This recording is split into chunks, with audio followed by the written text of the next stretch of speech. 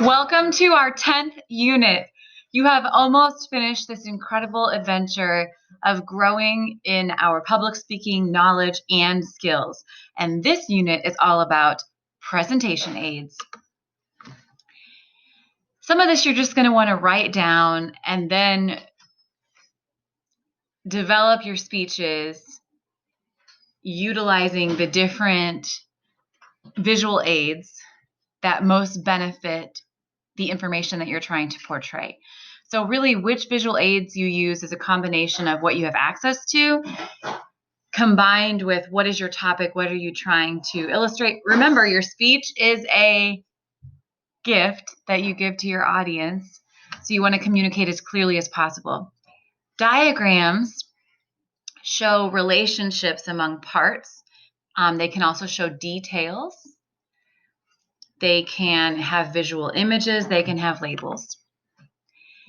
If you want to use a video clip, a good use of a video clip is not just any time a video clip occurs to you.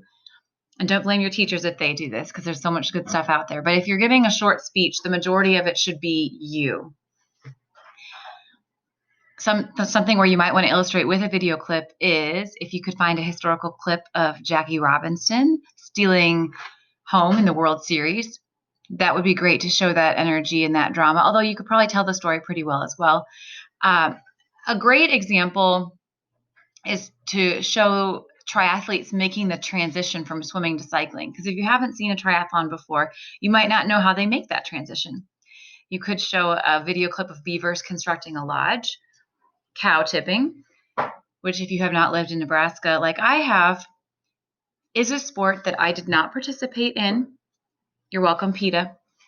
It's basically you go sneak up on cows that are sleeping, and they sleep standing up.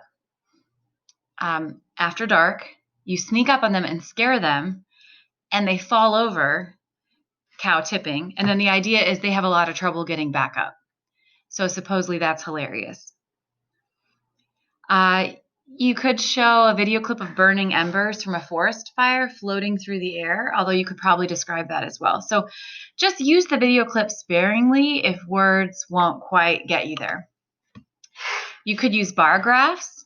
A key word for when to use bar graphs is when you want to compare, such as comparing average temperatures in June of several U.S. cities. Austin is not the hottest, but it's up there. Now, effective presentation aids will really help you communicate your message, so enhancing comprehension. It will also help your listeners to remember what you said, because some people are visual learners and they remember things visually. You can simplify more complex topics using presentation aids, and you can add color and pizzazz to your presentation. Different examples. So there's a lot of different options you can use for presentation aids. You can use a map, an assistant, a speaker, an object. Now, the reason that speaker is on there, you might be like, wait, another speaker? No, you, the speaker. You are a presentation aid. So you can demonstrate things with your hands, with something that you're wearing. You can gesture about how something works. You yourself are a presentation aid as well. Now, which kind of printed visual aid do you think would best identify the locations of major attractions in San Francisco? See if you can come up with the answer to this one. I'll give you 3, 2, 1. Ding, ding, ding. It's a map.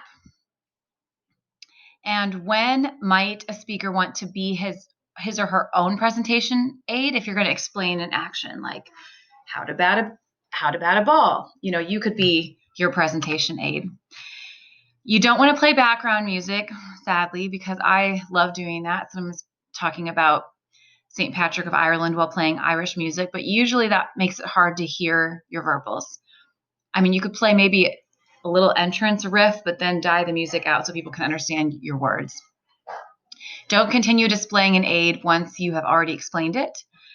And sadly, also, because I like this one, don't place your presentation aids all around the speech form. And sometimes students want to do this, and I think it can be kind of a creative, immersive experience. But the official research thought is that distracts the listeners constantly, and they should only see one presentation aid at once.